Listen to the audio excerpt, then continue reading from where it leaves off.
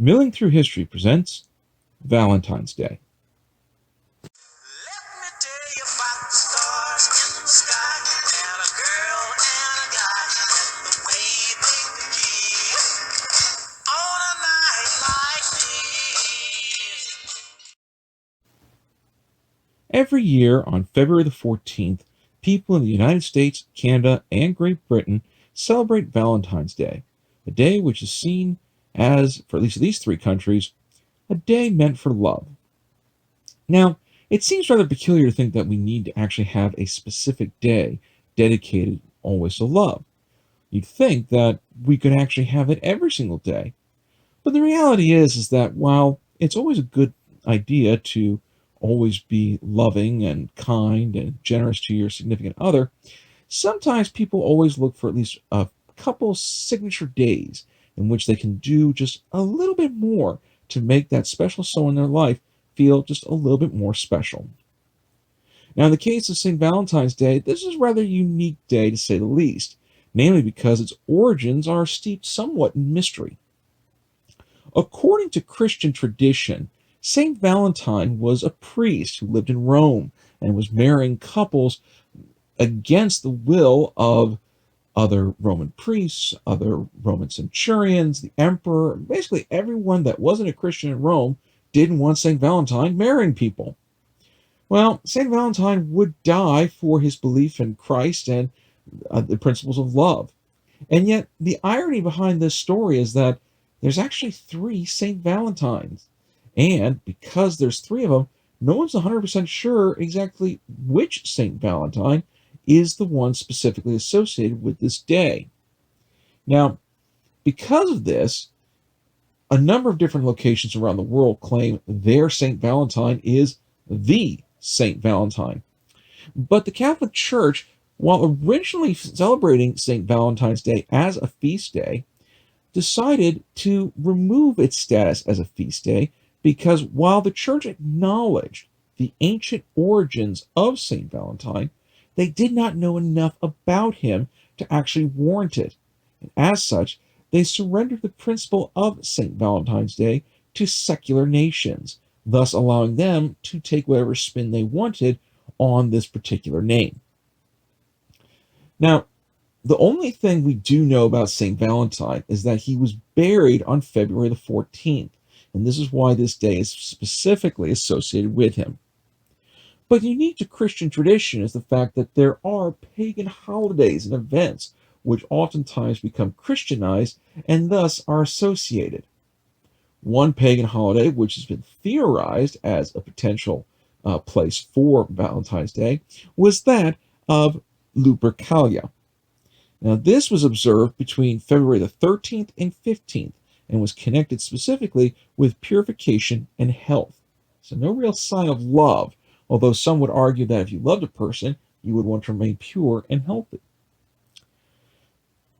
Now, tradition of St. Valentine's Day does find itself into folklore. In fact, the English have a unique one where they have an individual known as Jack Valentine, who knocks on the rear doors of houses and leaves sweets and presents for children.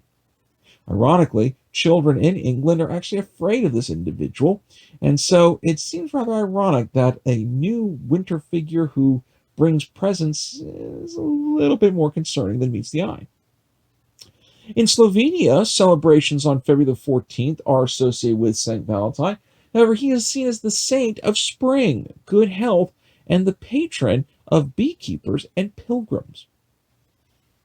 But why is it this day specifically finds itself attached to love? Well, the theory is that it may have been associated specifically with Geoffrey Chaucer.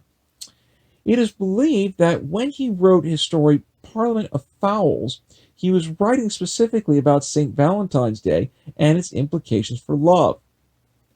What is rather fascinating to note, though, is that scholars have been rather skeptical about the legitimacy of Chaucer's connection with Valentine's Day. But while they're skeptical of it, no one has ever dared to actually put together an argument against him, mainly because there's just not enough evidence to prove him wrong, just as there isn't enough evidence to prove him right. So, how do we get to our modern interpretation? Well, it takes a couple hundred years, and in England, they create the idea of St. Valentine's Day, where one person gives a person they love a Valentine. The year was 1797, and early Valentines were handmade gifts, showing just how much you cared and appreciated to the person who was receiving it. Now, the handmade gifts were exceedingly popular, but they would end up being threatened and eventually overtaken in the year 1840 with the mass production of Valentine's Day cards. Now, what made these cards so successful was the creation of a postage stamp, which meant people could just get a card, mail it off, and the sentiment was done.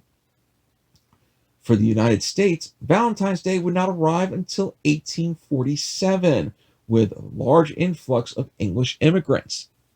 This unique English custom was one that Americans immediately found themselves drawn to, and greeting cards were being developed in the United States to be sent to loved ones.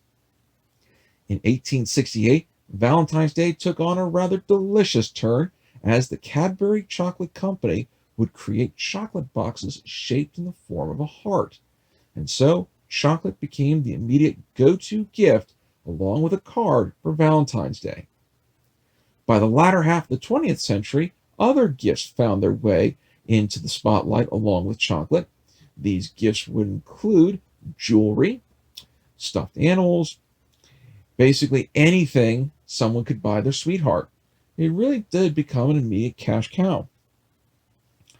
Now, according to the United States Postal Service, they estimate that when it comes to Valentine's Day, there are 190 million Valentines that are sent across the country. And yet, every school also celebrates Valentine's Day in some form or another.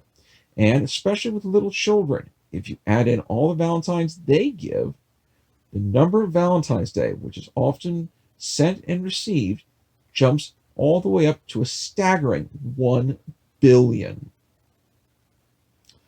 Now, in the 21st century, we have seen the rise of e-cards, and this has allowed people to send out Valentine's Day greetings to people they love, especially if they just happen to forget that it's Valentine's Day.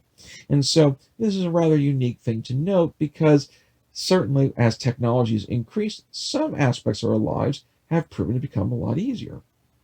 And yet, over the last 10 years, despite all the gains of technology, Valentine's Day has been finding itself floundering amongst many people as the number of individuals who celebrate this day has dramatically decreased.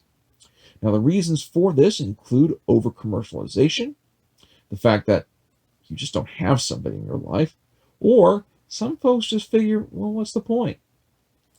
And so, while Valentine's Day could conceivably find itself one day on the chopping block of society because people just do not want to take part of it, the simple reality is that its principle of love is something which is universal, and everyone is able to come together in a way of saying, I love you, and they want to tell their significant other just how much they mean to them. And so for this Valentine's Day, we here at Milling Through History hope you have a very wonderful day with your loved one. And if you find yourself without someone at this time, don't worry, your day will come because, quite simply put, Let me tell you about the birds and the bees and the flowers and the trees and the moon up above and a thing called love. for more information, please consider these suggested titles.